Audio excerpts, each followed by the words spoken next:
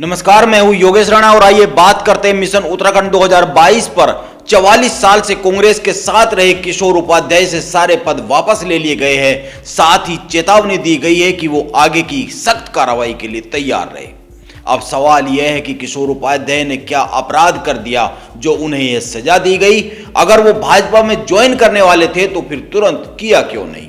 सवाल तो यह भी है कि उनके पास इस समय कांग्रेस में कौन कौन से पद थे, लेकिन किशोर उपाध्याय ने अभी कहीं पर ज्वाइन नहीं किया है किसी अन्य पार्टी में। इसीलिए पहले ये जान ले कि देवेंद्र यादव द्वारा भेजी गई चिट्ठी में किशोर उपाध्याय पर क्या क्या आरोप लगाए गए हैं। इस पत्र में लिखा है, नंबर 1, उत्तराखंड के लोग भाजपा की भ्रष्ट सरकार से परेशान है और उसे उखाड़ फेंकना चाहते हैं। इसके बावजूद आप भाजपा के साथ नजदीकी बढ़ा रहे हैं। भाजपा के साथ साथ अन्य पार्टियों से भी आपके संबंध बढ़ रहे हैं, जिस कारण कांग्रेस की लड़ाई कमजोर हो रही है। नंबर 2, देवेंद्र यादव ने अपने पत्र में किशोर उपाध्याय पर यह भी आरोप लगाया है कि कई बार समझाने के बाद भी आप पर कोई असर नहीं पड़ा और आप कांग्रेस विरोधी गतिविधियों में लिप्त रहे। अब वो कौन सी गतिविधियां रही है जिन्हें कांग्रेस के विरोध में माना जा रहा है, जबकि उन्होंने अभी कोई पार्टी ज्वाइन भी नहीं की है। हालांकि वो भाजपा को ज्वाइन करने वाले थे, इसकी पूरी तैयारी हो गई थी, लेकिन यह बात लीक हो गई और कांग्रेस ने उनको पहले ही किनारे कर दिया। कैसे बात लीक हो गई और फिर उन्होंने भाजपा क्यों ज्वाइन नहीं की, इस पर बात करेंगे। लेकिन पहले यह जानना जरूरी है कि वो लगातार कांग्रेस विरोधी गतिविधियों में कैसे लिप्त रहे। आइए एक एक कर बातों के सिरे जोड़ते हैं। किशोर उपाध्याय 1978 में कांग्रेस के साथ जुड़े, उसके बाद 2002 और 2007 में टिहरी से विधायक बने। इसके बाद 2012 में किशोर उपाध्याय टिहरी से चुनाव हार गए। 2017 में वो अपनी परंपरागत सीट टिहरी को छोड़कर सहसपुर चुनाव लड़ने चले गए और वहां पर भी हार गए।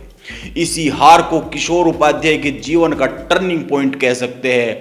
नेता के जीवन में हार और जीत लगी रहती है, लेकिन किशोर उपाध्याय इस हार को पचा नहीं पाए और उन्होंने इसके लिए पूरी तरीके से हरीश रावत को जिम्मेदार बता दिया।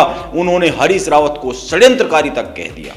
इस हार के बाद किशोर उपाध्याय से पार्टी प्रदेश अध्यक्ष का पदभार भी छीन लिया गया था। वैसे यह समझना जरूरी है कि किशोर उपाध्याय आखिर क्यों हरीश रावत को षड्यंत्रकारी कहते रहे। बात 2016 की है।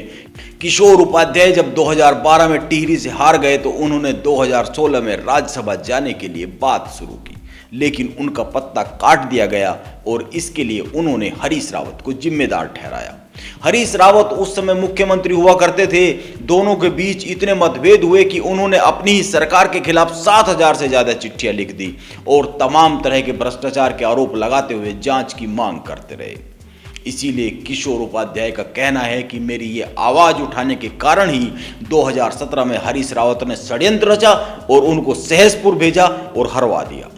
हालांकि इसका जवाब हरीश रावत समय समय पर देते रहे हैं। उन्होंने कहा है कि ऐसा लगता था 2016 में हम केवल षड्यंत्र रच रहे थे, लेकिन महत्वपूर्ण यह है कि अब किशोर उपाध्याय ऐसा क्या कर बैठे जिसे कांग्रेस विरोधी गतिविधियां करार दिया गया।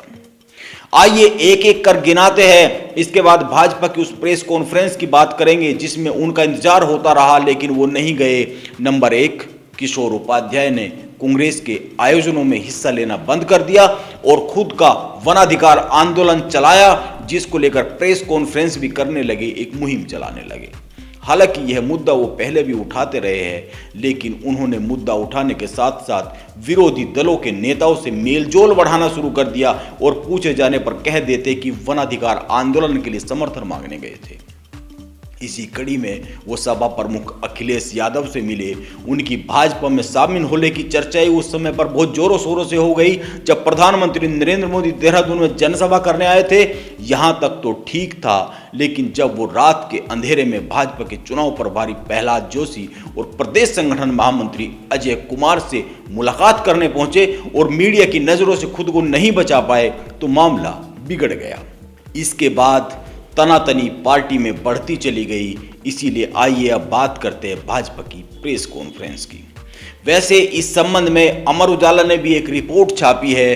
बात 12 जनवरी की है। एक स्पेशल प्रेस कॉन्फ्रेंस भाजपा ने देहरादून के एक होटल में बुलाई।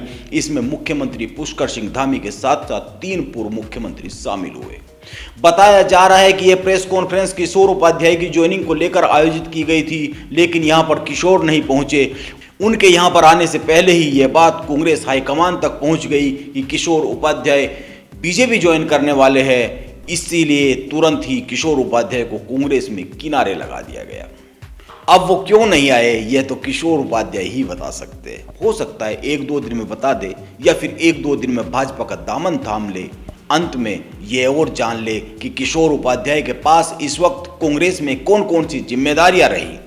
वो इस वक्त चुनाव संचालन के लिए बनाई गई तमाम समितियों के मेंबर थे और समन्वय समिति के चेयरमैन थे, लेकिन समन्वय ही नहीं बना पाए अपनी पार्टी में और खुद ही संकट में आ घिरे। अब देखते हैं किशोर उपाध्याय भाजपा को कब ज्वाइन करते हैं, या फिर राजनीति से उनका मन भर गया है। यह वक्त बताएगा। नमस्कार, आप बने रहे मेरे साथ।